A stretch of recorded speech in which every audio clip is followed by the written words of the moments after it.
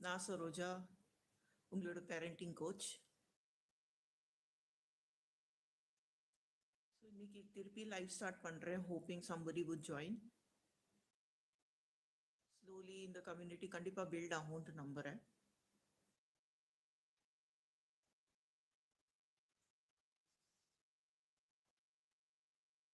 So why I am happy is சொசைட்டியில் இது ஒரு சேஞ்சாக வருது. நான் இனிஷியலி என்ன திங்க் பண்ணினேன்னா, பேரண்டிங் கோச்சாக நிறைய பேர் வேலை பண்ணுறது இல்லைன்ட்டு. ஆனால் இந்த ஃபீல்டில் இறங்கினேன்னா ஃபஸ்ட்டு இந்த ஒரு மித் பர்ஸ்ட் ஆச்சு. ஃபாரின்ல அப்ராட்லலாம் இங்கிலீஷில் இந்த கண்டென்ட் நிறைய இருக்குது. நம்ம இந்தியாவில் அவ்வளோ இல்லைன்ட்டு ஃபஸ்ட்டு நினச்சேன். ரிசர்ச் பண்ணினேன்னா ஹிந்திலேயும் நிறைய கண்டென்ட் இருக்குது. அப்போ நம்ம தமிழ் பாஷையில் அவ்வளோ பேர் இந்த வேலை பண்ணுறது இல்லைன்ட்டு நினச்சேன். அதுவும் பார்த்தா slowly as I started making videos, ஃபேஸ்புக்கில் யூடியூப்ல எனக்கு ரெக்கமெண்டட் வீடியோஸ் வருது. ஓ, இவ்வளோ பேர் பேசுகிறாங்க இந்த டாப்பிக்கில். அது பார்த்து ரொம்ப சந்தோஷமாக இருந்தது. ஏன்னா நான் அவளை என்னோட காம்படிட்டர்ஸாக நினைக்கிறது இல்லை, நான் அவளை என்னோட கலீகாக தான் நினைக்கிறேன். ஏன்னா இவ்வளோ ஃபேமிலிஸ் ஆல்ரெடி 8 crores மேலே பாப்புலேஷன் இருக்குது தமிழ்நாட்டோட. I'm not even counting Tamilians settled abroad, just தமிழ்நாட்டில் இருக்கிறவா. ஸோ அவ்வளோ பேரை ரீச் ஆகிறதுக்கு அண்ட் அவ்வளோ டைலெக்ட்ஸ், தென்காசி போனால் ஒரு மாதிரி தமிழ் பேசுவாங்க, நம்மளோட சென்னையில் ஒரு போல பேசுவாங்க, வேற ஒரு ஊருக்கு போனால் அங்கேத்து தமிழ் டைலெக்ட் வேற போல இருக்கும். அண்ட் லோக்கல் அங்கே ஏரியாவில் லோக்கல் ஜியாகிரஃபியில் வேற வேற போல டைலெக்ட் இருக்கும். அண்ட் அங்கேத்து லோக்கல் சேலஞ்சஸ் இருக்கும். ஸோ பேரண்டிங்கில் எவ்வளோ பேர் ஒரு பேரண்டிங் கவுன்சிலராக வந்தால் அவ்வளோ நல்லதுன்ட்டு நான் நினைக்கிறேன். அண்ட் இன்னைக்கு ஒரு டவுட், ஏன் why do we need a parenting coach? எதுக்கு தேவை பேரண்டிங்னா? ஆதி காலமாக குழந்தைய பெற்று இருக்கும், குழந்தைகள் பிறக்கிறாங்க, அவங்கள வளர்க்குறாங்க, அம்மா அப்பா முன்னுக்கு வராங்க. ஸோ அவளுக்கெல்லாம் யாருக்கு சொல்லி கொடுக்கறதுக்கு தேவையே படலையே. அப்போது நீங்கள் மட்டும் எதுக்கு வந்து நாங்கள் எங்களோட குழந்தைய நாங்கள் எப்படி வளர்க்கணுன்ட்டு உங்கள்கிட்ட வந்து நாங்கள் கேட்கணும்? அது ஒரு ரொம்ப ஜென்வினான கொஸ்டின். இல்லை, நீங்கள் அது கேட்கக்கூடாது. ஏன் கேட்கக்கூடாது? முதல், உங்கள் வீட்டில் ஒரு 3-4 வயசு குழந்தை ஒரு இடத்துல உட்காந்து சாப்பிட்டு முடிச்சு கிளம்புறது, அடுத்த வேலைக்கு போகிறது, பேச்சு கேட்டு சும்மா இருக்குன்னா ரொம்ப நல்லது. ஆனால் ஜென்ரலி அப்படி இருக்காது. யூஸ்வல் ஒரு நார்மல் குழந்தைன்னா ஆடும் பாரும், இங்கே குதிக்கும் அங்கே உருண்டும், ஒரு குழந்தை போல பிஹேவ் பண்ணும். ஒரு ரோபோட்டோ மெக்கானிக் போல இருக்காது. குழந்தை போல அடம் பிடிக்கும், ஆயும். இப்படி இல்லை, நம்ம இது பண்ண சொன்னா வேற ஏதோ தான் பண்ணும். அது போல ஒரு குழந்தை அதெல்லாம் பண்ணுறத நீங்க நிதானமா உட்காந்துண்டு நாடா கண்டா செல்லம்மா பேச்சு கேளு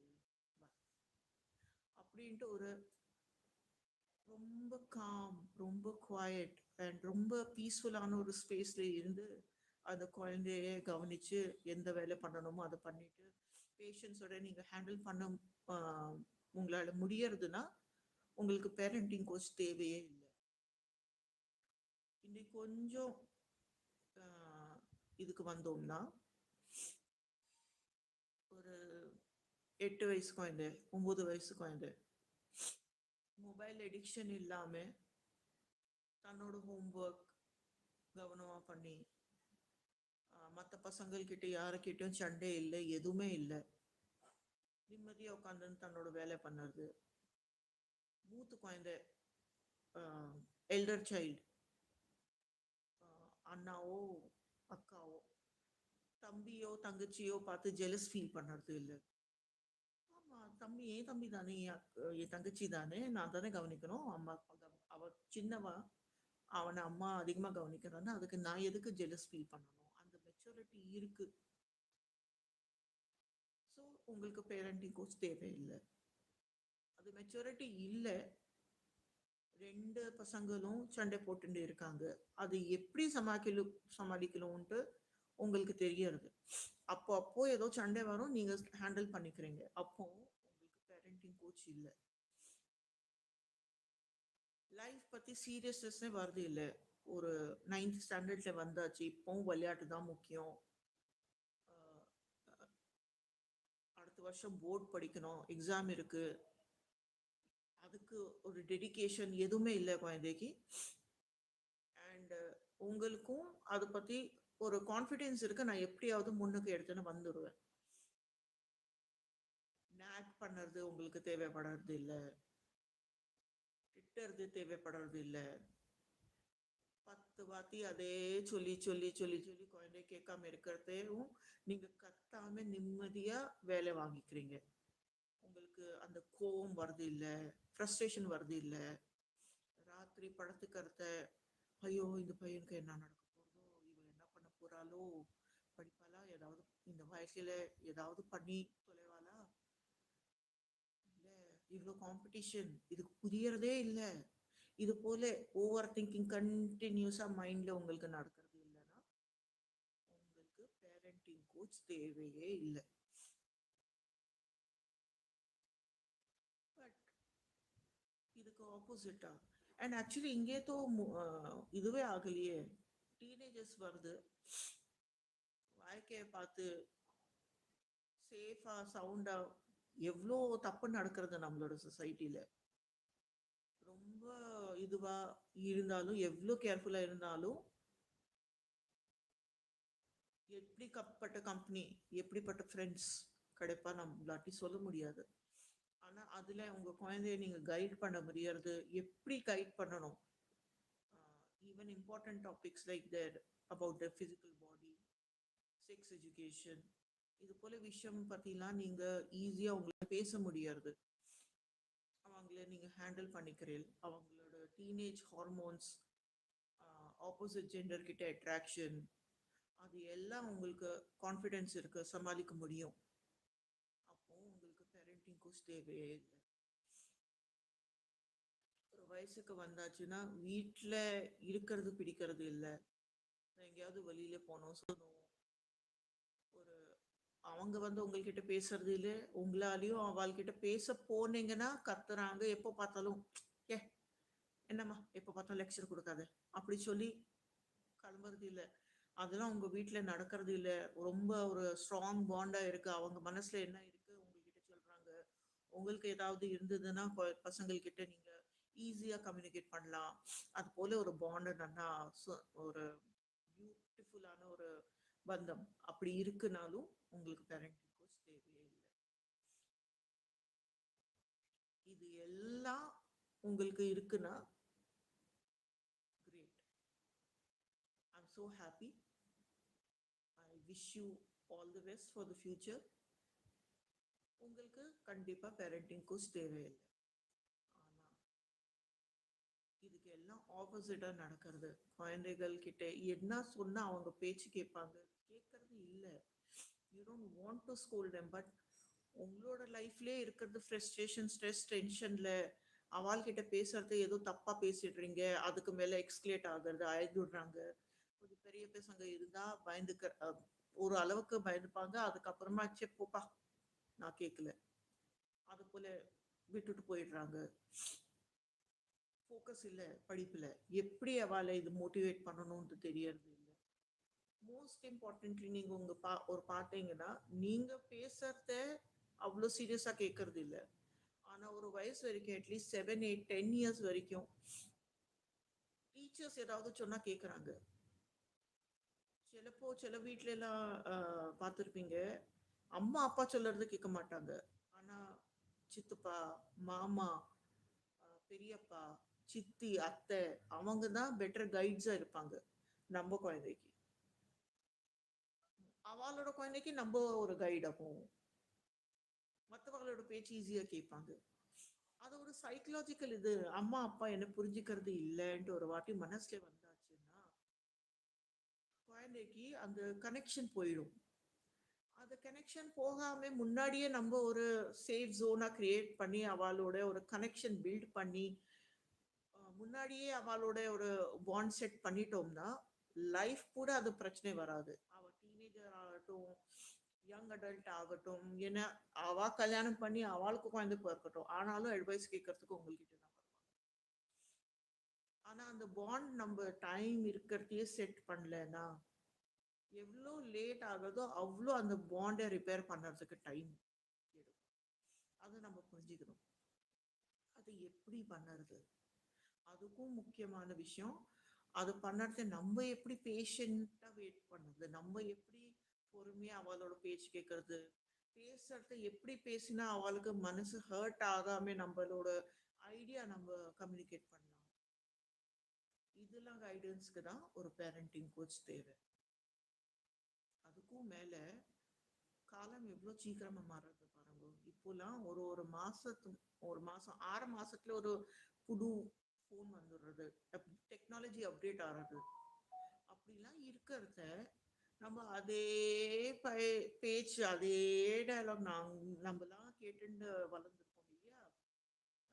இப்படி பண்ணலன்னு பாரு அம்மா கிட்ட பேச இல்லைன்னா எங்க காலத்துல நாங்க இப்படி இருந்தோம், அந்த காலமே போயாச்சு. இப்ப அவள்கிட்ட சொல்றதுக்கு என்ன இது பிரயோஜனமே இல்லையே. அது போல டயலாக் தான் சொல்லிட்டு இருந்தோம்னா அஃப்கோர்ஸ் நம்ம குழந்தைகள் நம்மள சீரியஸா எடுத்துக்க மாட்டாங்க. இந்த போல கம்யூனிகேஷன் கேப் ஓவர் கம் பண்ணுறதுக்கு தான் ஒரு பேரண்டிங் கோச்.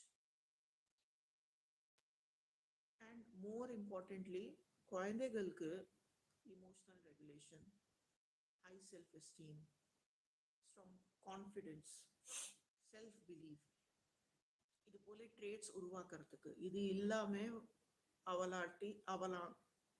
அவர்களுக்கு லைஃப்ல முன்னுக்கு வர்றதுக்கு ரொம்ப கஷ்டம் இருக்கிறது. காம்படிஷன்ல பீர் ப்ரெஷர் அதிகமா இருக்கு, சைபர் புல்லிங் ஒரு எவ்வளோ கேசஸ் நடக்கிறது. அந்த போல சுச்சுவேஷனுக்கு அவளுக்கு ஒரு தைரியமா நிக்கிறதுக்கு இது போல சப்போர்ட் சிஸ்டம் தேவை. அதெல்லாம் எப்படி உருவாக்குறது, அது பண்ணுறதுக்கு முதல்ல நம்மளுக்கே இமோஷனல் ரெகுலேஷன் தேவை.